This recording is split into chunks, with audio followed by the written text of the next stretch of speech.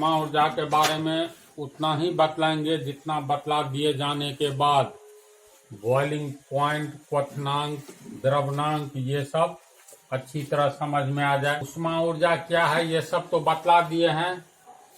ताप या तापमान किसे कहते हैं तो देखो, तुम लोग को केमिस्ट्री में ही बतलाए हैं। कोई भी पदार्थ कणों के बने होते हैं, पार्टिकल्स के बने होते हैं न जी। पदार्थ कणों के बने होते हैं तो पदार्थ की अवस्था में पढ़े हो ठोस, द्रव और गैस, पढ़े हो नहीं। मान लो इसमें ये एक बर्तन है, इसमें पानी है, तो पानी तो द्रव हो गया। देखो बात को समझो, ताप या तापमान वास्तव में क्या चीज है ढंग से समझते जाओ। इसमें पानी है तो इस पानी को, पानी कणों के पानी एक पदार्थ है और पदार्थ कणों के बने होते हैं और पदार्थ के कण गतिशील होते हैं, ये बतलाया है ना। अगर पदार्थ ठोस है तो अपनी स्थिति के चारों ओर, माध्य स्थिति के चारों ओर वाइब्रेशन होता रहता है। और ये द्रव है तो द्रव के कणों के बीच की दूरी अधिक होती है, ये मूवमेंट में रहता है। द्रव के कण, उसमें गतिज ऊर्जा होती है। जब ये मूवमेंट में रहेगा, मोशन में रहेगा, जैसे एक शीशे का बोयाम ले लो, देखो द्रव की गति कैसे होती है। एक शीशे का बोयाम ले लो, अचार वाला नहीं होता है, इस टाइप का। इसके भीतर कल्पना करो 10 मच्छर को दे दो, बोयाम का ये मुंह बंद है, तो इसमें जो कुछ मच्छर है, क्या ये मच्छर स्थिर रहेगा? नहीं रहेगा। तो उसमें गति ये चारों ओर घूमेगा, दीवार से टकराएगा, एक दूसरे से टकराएगा। तो कहने का अर्थ, जिस पिंड में गति होती है उसमें गतिज ऊर्जा होती है और जो पिंड अस्थिर होता है उसमें स्थितिज ऊर्जा होती है। तो ये मच्छर गतिशील अवस्था में रहेगा, जिसके कारण मच्छर में गतिज ऊर्जा होगी। तो ठीक उसी तरह मान लो इसमें पानी है तो पानी के कण अस्थिर नहीं रहेंगे। कोई भी द्रव होता है इसके कण मूवमेंट में होते हैं, यानी गति में होते हैं। और उसमें किस तरह की गति होती है तो मच्छर की गति फिक्स है।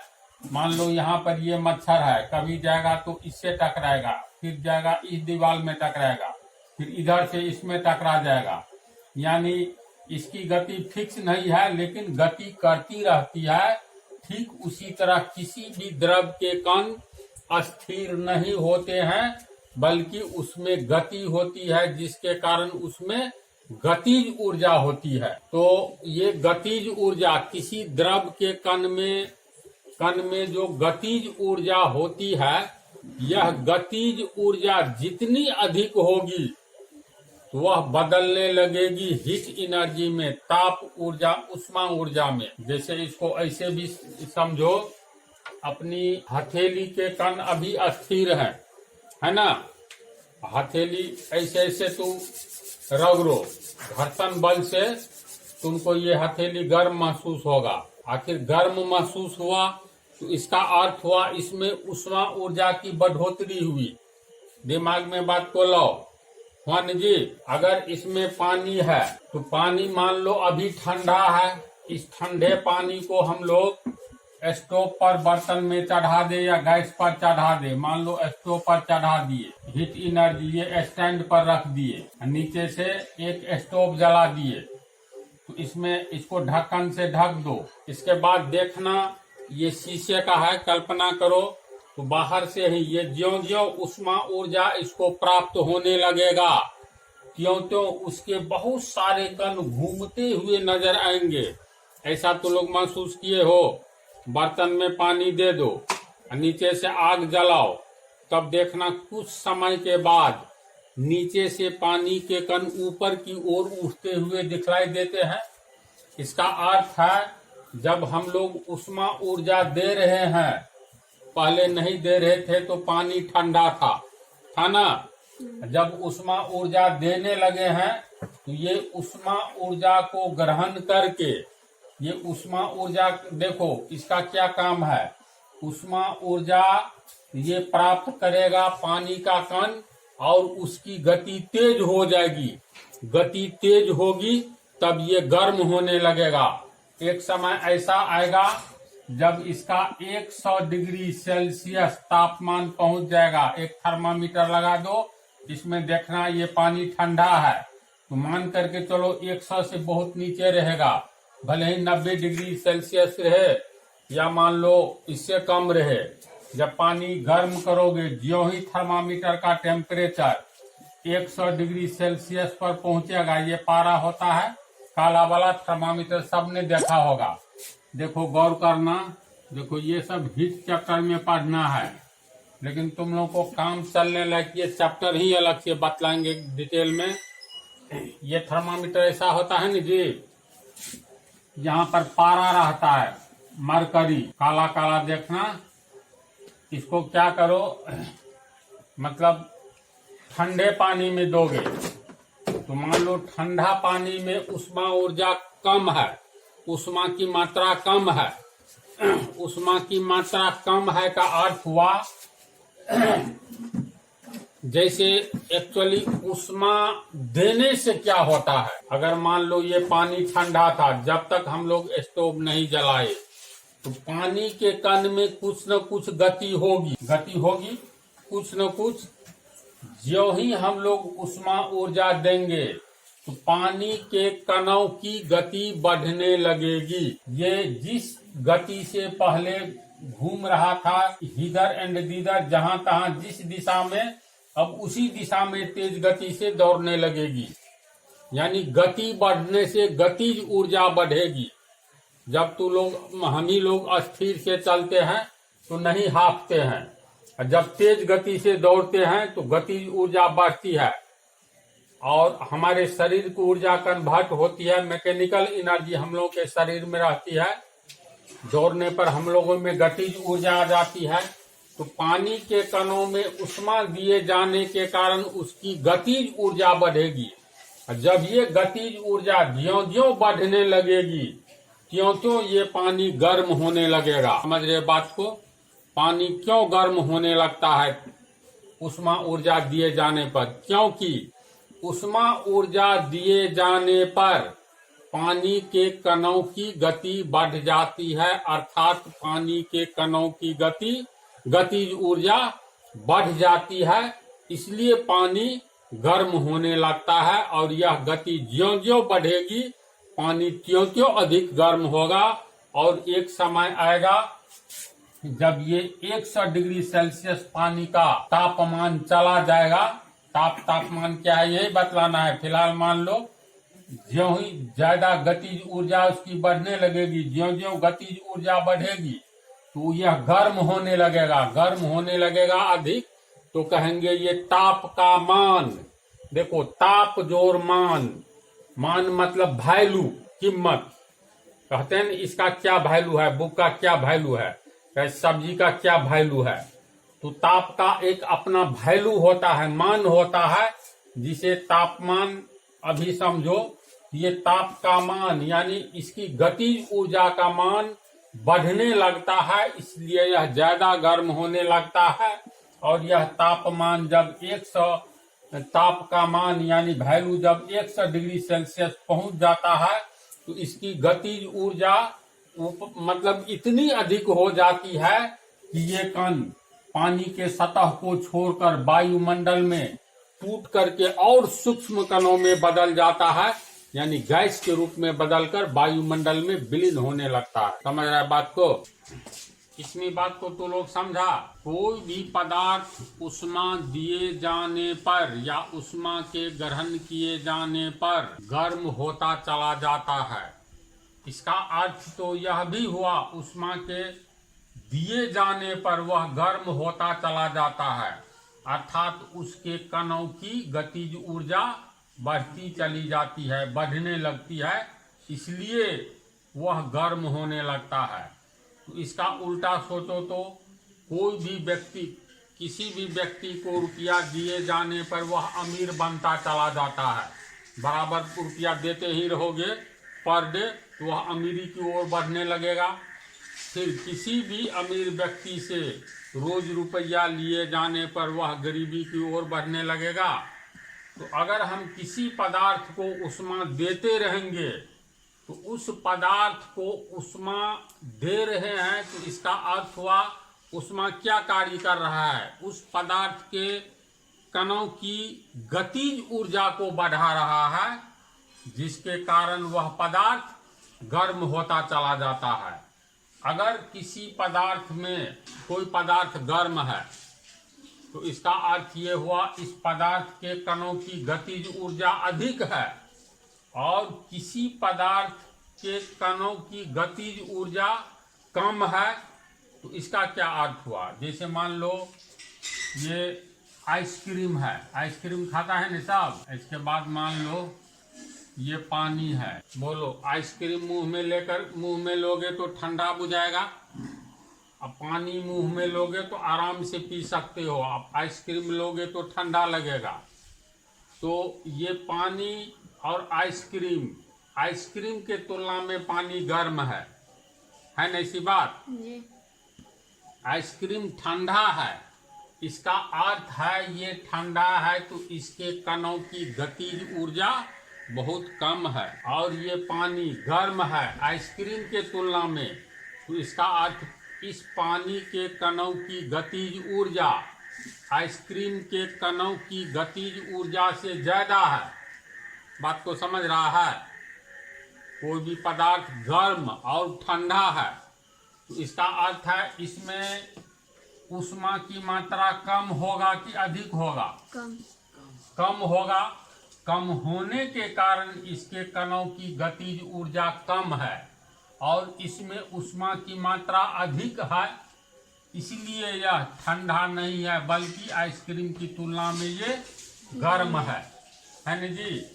अब एक गिलास में मान लो पानी लो, चापाकल से ताज़ा पानी, तो ये पानी ठंडा पानी हो गया ना, और एक पानी गर्म करके गैस पर गर्म कर लो तो ये पानी क्या हो गया, गर्म पानी हो गया। तो थोड़ा ढंग से समझो, क्योंकि ये चैप्टर मूल रूप से नहीं पढ़ रहे हो लेकिन फिर भी लगता है ये पानी ठंडा है, इसको गर्म किया है, ये गर्म पानी है, तो इसका अर्थ इस ठंडे पानी में ठंडे पानी के कणों की गति कम है, इस पानी के कणों की गति अधिक है, होगी ऐसी बात। कणों की गति अधिक होगी तो गतिज ऊर्जा अधिक होगी, और कणों की गति कम होगी तो गतिज ऊर्जा कम होगी। कणों की गति शून्य होगी तो गतिज ऊर्जा शून्य होगा। लेकिन पदार्थ के कण हमेशा गतिशील रहते हैं, पढ़ाया है ना केमिस्ट्री के पहला ही पार्ट में ये सब।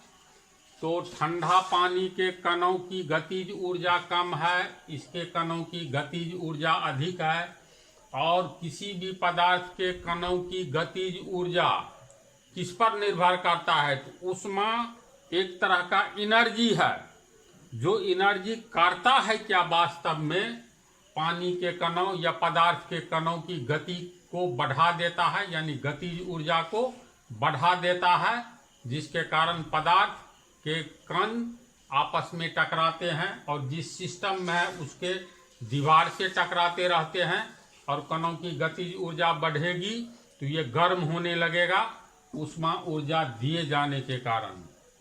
अगर हम ये गर्म पानी है इसमें से इसके कणों की गतिज ऊर्जा धीरे धीरे कम होगी तो इसका अर्थ हुआ ऊष्मा ऊर्जा कम हो रहा है, क्योंकि ऊष्मा ऊर्जा अगर बढ़ाएंगे तो कणों की गति तेज होगी, तो ऊष्मा ऊर्जा अगर घटाएंगे किसी माध्यम से तो कणों की गति घटेगी, अर्थात गतिज ऊर्जा घटेगी और ये गर्म पानी ठंडा होने लगेगा। तो ये ऊष्मा वस्तुतः गर्म पानी से वातावरण की ओर मुक्त होता रहता। गिलास है ना, गिलास इसका दीवार ग्रहण करेगा और वायुमंडल में जाने लगेगा। जब ये ऊष्मा निकलेगा तो कणों की गति कम होगी, और कणों की गति कम होगी तो गर्म पानी ठंडा होने लगेगा। तो इतनी बात को तू लोग समझा। ताप या तापमान वास्तव में क्या है? किसी भी पिंड में अगर उष्मा ऊर्जा दी जाए तो पिंड की गतिज ऊर्जा बढ़ने लगती है। इसी गतिज ऊर्जा को हम लोग बढ़ने लगती है तो कहते हैं तापमान बढ़ने लगता है। यानी वास्तव में किसी भी पदार्थ में उष्मा ऊर्जा दिए जाने के कारण उस पदार्थ के कणों में गतिज ऊर्जा जो होती है उसी का नाम है तापमान। उस गतिज ऊर्जा को कैसे मापा जाता है? जैसे लंबाई को सेंटीमीटर में हम लोग मापते हैं, तो गतिज ऊर्जा को तापमान बोला जाता है। गतिज ऊर्जा बढ़ा तो इसका मतलब गर्मी बढ़ी, ये गर्म हुआ अधिक, यानी ताप बढ़ा, यानी ताप का मान बढ़ा। ताप या तापमान उष्मा दिए जाने के कारण पिंड के कणों की गतिज ऊर्जा बढ़ी। गतिज ऊर्जा बढ़ी का मतलब ये ज्यादा गर्म होगा, अर्थात ताप बढ़ा या तापमान बढ़ा। गतिज ऊर्जा को हम लोग तापमान के रूप में जानेंगे। गतिज ऊर्जा बढ़ेगी पानी के कणों की तो कहेंगे तापमान बढ़ा, गतिज ऊर्जा घटेगी तो तापमान घटा। अब आइसक्रीम का तापमान और पानी का तापमान दोनों में अंतर होगा। क्यों? क्योंकि आइसक्रीम ठंडा है, इसके कणों की गतिज ऊर्जा कम होगी, अर्थात तापमान कम होगा।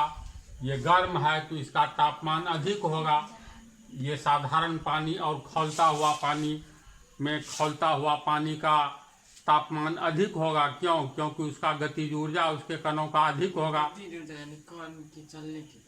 हाँ, कोई भी पिंड अगर गति में है तो उसमें गति के कारण एक प्रकार की ऊर्जा होती है जिसे गतिज ऊर्जा कहते हैं। यह चैप्टर अभी बाकी है पढ़ाना, लेकिन कंसेप्ट आ रहा है ना, तो इसका हम अच्छे देखो।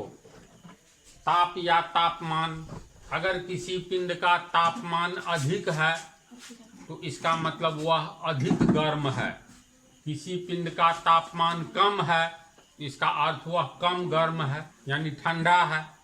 दो पिंड ले, अगर मान लो पिंड ए और बी, अगर दो पिंड लेते हैं, ये पिंड तुमको गर्म है और ये पिंड तुमको ठंडा है, तो हम कह सकते हैं ना ये ठंडा है, इसका अर्थ इसमें उष्मा की उपस्थिति कम है।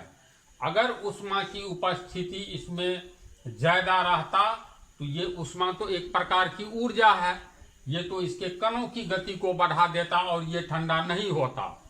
कणों की गति को बढ़ाता यानी गतिज ऊर्जा बढ़ा देता, इसलिए इसमें उष्मा ही कम है, उष्मा ऊर्जा कम है।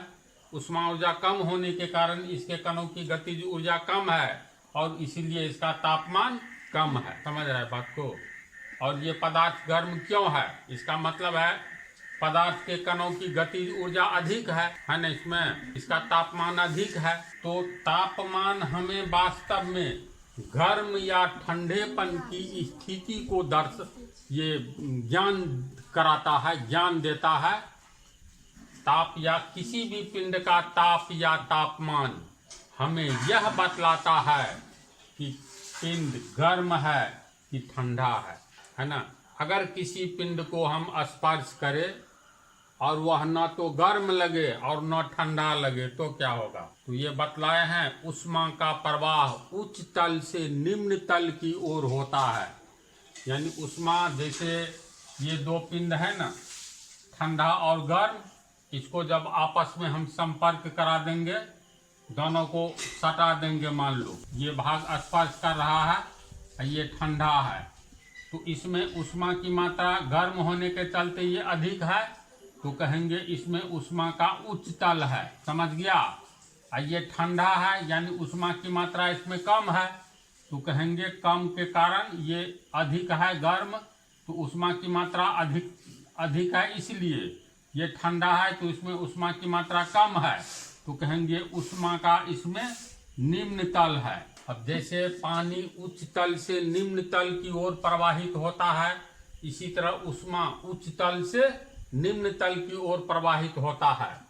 एक गर्म गोला को एक ठंडे गोले के संपर्क में ला देंगे ताकि दोनों का सतह का कोई भाग एक दूसरे को स्पर्श करे, तो ऐसी स्थिति में ऊष्मा का प्रवाह उच्च तल से निम्न तल की ओर होगा ना। तो ऊष्मा का प्रवाह उच्च तल से निम्न तल की ओर होता है, तो इससे ऊष्मा इसमें उस समय तक आता रहेगा जब दोनों का तल एक समान नहीं हो जाए, अर्थात इसमें ऊष्मा की जो मात्रा है, मान लो ऊष्मा का ऐसा मात्रा क्या बतलाए थे, याद है ना, जूल बतलाए थे। तो ऊष्मा भी एक प्रकार का ऊर्जा है। मान लो इसमें 50 जूल है, इसमें है 40 जूल, तो 10 जूल का अंतर है। तो इसमें से 5 जूल आएगा तो ये हो जाएगा 45, इधर घट गया, इसका भी 45 जूल। अब दोनों का तापमान समान हो जाएगा। ऊष्मा का उच्च तल से निम्न तल की ओर उस समय तक प्रवाह होता रहेगा जब तक दोनों के ऊष्मा का तल एक समान नहीं हो जाए।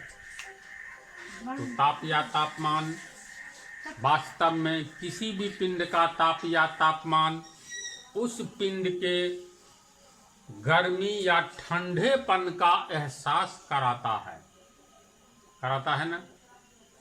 तो परिभाषा लिख देते हैं और तापमान को मापा किस में जाता है। इसके बाद ये इसको तो लोग लिख लो, किसी ये वही जो बतलाए हैं डिफिनीशन, जस्ट कंसेप्ट आना चाहिए। इसके बाद ताप या तापमान को, किसी भी पिंड का ताप या तापमान अधिक होगा तो इतना अर्थ क्लियर हुआ, ऊष्मा की मात्रा उसमें अधिक होगी। यानी ऊष्मा की मात्रा को हम लोग बढ़ाते जाएंगे तो वह पिंड अधिक गर्म होता जाएगा, कहेंगे ताप या तापमान बढ़ रहा है। ऊष्मा की मात्रा किसी पिंड में से अगर घटेगा, चाहे जिस कारण से घटे, तो वह पिंड ठंडा होता चला जाएगा, कहेंगे उसका तापमान घट रहा है। तो इसको तो लोग उतार लो। इसके बाद उस ताप या तापमान को हम लोग मापते हैं किसमें, इसकी माप क्या होती है। किसी पिंड का तापमान या हमारे शरीर का ही तापमान कितना है, अभी स्वस्थ शरीर का तापमान कितना होता है, तो तापमान की माप होती है।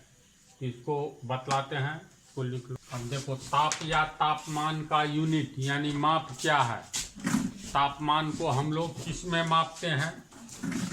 अगर किसी को बुखार लग जाए तो हम लोग कहते हैं 100 डिग्री फ़ारेनहाइट बुखार है। इसका अर्थ है शरीर का तापमान, एक निश्चित तापमान होना चाहिए स्वस्थ व्यक्ति के शरीर का, और वह तापमान होता है पहले तापमान का ऐसा मात्रक। तो तापमान का अंतर्राष्ट्रीय पद्धति में यूनिट क्या होता है, तो केल्विन। ऐसा पद्धति, अंतर्राष्ट्रीय पद्धति, इसे के से व्यक्त किया जाता है केल्विन को। तापमान के अन्य दो मात्रक, ये तो ऐसा पद्धति में केल्विन, जैसे लंबाई का ऐसा पद्धति में मीटर है ना जी, समय का सेकंड, समय की माप सेकंड में, लंबाई का मीटर में, है ना, LMT, length mass and time. तो ये बतलाए हैं। तो उसी तरह ताप या तापमान का ऐसा पद्धति में केल्विन होता है, केल्विन में व्यक्त किया जाता है। अब बतलाते हैं आगे व्याख्या। देखो ना, ताप या तापमान के अन्य दो मात्रक में एक तो हो गया फ़ारेनहाइट, डिग्री F, यानी 100 डिग्री फ़ारेनहाइट। जैसे मान लो कहेंगे 90 डिग्री फ़ारेनहाइट, 91 डिग्री फ़ारेनहाइट। इसी तरह 98.6 डिग्री फ़ारेनहाइट। ये तापमान स्वस्थ शरीर का होता है, समझा। अगर किसी व्यक्ति के शरीर का तापमान 98.6 डिग्री फ़ारेनहाइट से कम है तो वह, इसका मतलब बीमार है। इस बीमारी का भी नाम है शायद हाइपोथर्मिया, की क्या नाम है। और जिस व्यक्ति के शरीर का तापमान 98.6 डिग्री फ़ारेनहाइट से अधिक है इसका मतलब उसके शरीर में ऊष्मा की मात्रा जितनी होनी चाहिए उससे अधिक है, और ऐसी स्थिति को फीवर कहा जाता है, यानी बुखार कहा जाता है। तो स्वस्थ मनुष्य के शरीर का तापमान 98.6 डिग्री फ़ारेनहाइट होना चाहिए। ये क्वेश्चन के रूप में लिखा देंगे। तो एक होता है फ़ारेनहाइट, दूसरा होता है सेल्सियस। इसको लिखा जाता है फ़ारेनहाइट का ये संकेत डिग्री सी। जैसे 0 डिग्री सी, पानी का तापमान अगर 0 डिग्री सेल्सियस चला जाए तो वह पानी बर्फ बनने लगता है ठोस अवस्था में। वो फार्मूला है, हम बतला देते हैं। फ़ारेनहाइट को जैसे मीटर को सेंटीमीटर में, सेंटीमीटर मीटर किलोमीटर, ये सब में संबंध है ना। 100 सेंटीमीटर बराबर 1 मीटर। तो फ़ारेनहाइट, केल्विन और सेल्सियस में संबंध है। पहले ये समझो ना, ताप का अंतर्राष्ट्रीय पद्धति, तापमान को अंतर्राष्ट्रीय पद्धति ऐसा पद्धति में केल्विन माप होता है। 1 केल्विन, इसमें डिग्री नहीं लगाना है, 1 डिग्री 2 डिग्री ये सब बतलाते हैं, सिर्फ केल्विन। मान लो 100 डिग्री केल्विन कि 400 डिग्री केल्विन। और दूसरा होता है फ़ारेनहाइट। ये तो ऐसा पद्धति में ये दोनों भी प्रचलित है। सबसे ज़्यादा प्रचलित है सेल्सियस। तो 0 डिग्री सी, इस पर पानी बर्फ बन जाता है। इसके बाद आ जाओ 37 डिग्री सेल्सियस, इसको घेर देते हैं। स्वस्थ मनुष्य के शरीर का तापमान होना चाहिए 37 डिग्री सेल्सियस। सेल्सियस में लेंगे तो फ़ारेनहाइट में कहेंगे 98.6 डिग्री। इसको ऐसे समझो ना, कोई व्यक्ति मान लो 8 किलोमीटर की दूरी तय करे तो हम लोग क्या कहेंगे, इसको मील में बदलेंगे तो 8 किलोमीटर बराबर 5 मील होता है ना। हाँ, तो इसी तरह एक फार्मूला है ना, 8 किलोमीटर बराबर 5 मील। अब जितना निकालना हो एक एक नियम पर निकाल लो। तो इसका मतलब जिस तरह मील और किलोमीटर में संबंध है, उसी तरह फ़ारेनहाइट, कितना फ़ारेनहाइट, कितना डिग्री सेल्सियस, ये सब एक संबंध होता है, बतलाते हैं उसके बारे में भी। तो सेल्सियस का उपयोग ही ज़्यादातर किया जाता है। फिर आ जाओ, पानी को गर्म करते जाएंगे। अगर 100 डिग्री सेल्सियस तक तापमान चला गया तो वह पानी वाष्प मतलब गैस में बदलने लगेगा, खौलकर। टोटल पानी 100 डिग्री सेल्सियस पर, 100 डिग्री सेल्सियस पर पानी खौलने लगता है, यानी वाष्प में बदलने लगता है। और इसलिए ऐसे तापक्रम को पानी का क्वथनांक कहते हैं। जिस तापक्रम पर कोई द्रव खौलने लगता है उस तापमान और तापक्रम एक ही चीज हुआ। उस तापमान या तापक्रम को हम लोग क्वथनांक कहते हैं। डिफिनीशन बतलाएंगे, लिखाएंगे। तो पानी को 100 डिग्री सेल्सियस तक गर्म करोगे तो पानी ये वाष्प में परिवर्तित होने लगेगा। तो 3 माप है उसका, तीनों में कुछ न कुछ संबंध होता होगा। तो इसको तू लोग चलो उतार लो। देखो, सेल्सियस और फ़ारेनहाइट में ये संबंध है। सी से हो गया सेल्सियस, एफ से फ़ारेनहाइट। अब इस पर कुछ भी तू लोग निकाल सकते हो। जैसे पानी 100 डिग्री सेल्सियस पर गर्म होता है, ये खौलता है, वाष्प में बदलता है। इस पर अब क्वेश्चन देखो, पानी कितना डिग्री फ़ारेनहाइट पर खौलने लगता है? इसका आंसर क्या होगा? क्योंकि पानी 100 डिग्री सी पर खौलता है, यानी सी बराबर 100। समझा बात? 100 डिग्री सेल्सियस पर पानी खौलता है। सेल्सियस में दिया हुआ 100, तो फार्मूला से बैठाओ, C/5 बराबर -32/9। सी पानी के बारे में पूछ रहा है, कितना पर खौलता है? तो पानी तो 100 डिग्री सेल्सियस पर खौलता है। 100 डिग्री सेल्सियस का मान 100 डिग्री होगा ना, बटा 5, बराबर F माइनस 32/9। ये कट गया, 20 डिग्री हो गया। 20 को 9 से गुना करेंगे 180 डिग्री बराबर F माइनस 32 होगा। डिग्री नहीं दो, सी का वैल्यू बिना डिग्री में लिखो।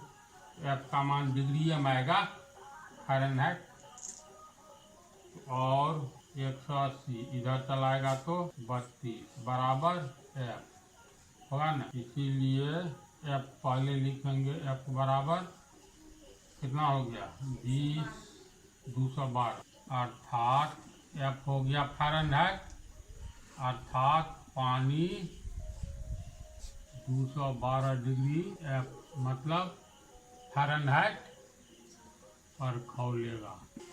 समझा इसको? चलो इसको भी उतारो। इसमें तुम लोग को जैसे कुछ हिसाब, ये हिसाब कहते हैं।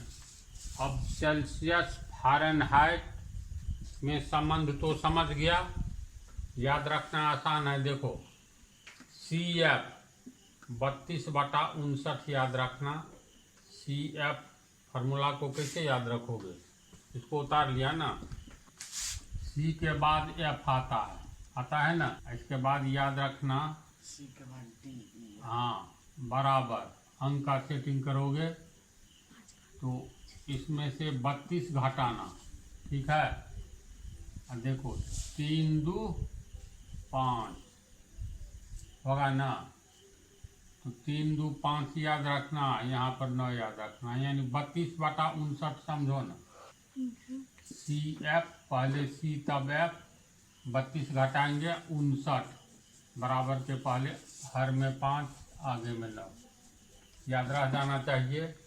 इसके बाद तुम लोग को अगले पार्ट में बतलाएंगे सेल्सियस और केल्विन में क्या संबंध होता है। जब इसमें संबंध निकलेगा तो केल्विन और फ़ारेनहाइट में भी संबंध निकल जाएगा, और फिर तीनों पर आधारित कुछ बात बतला करके इसके बाद तुम लोग को शुरू करेंगे क्वथनांक, द्रव्यनांक, हिमांक, केमिस्ट्री का ये सब जो टॉपिक है अगले पार्ट से।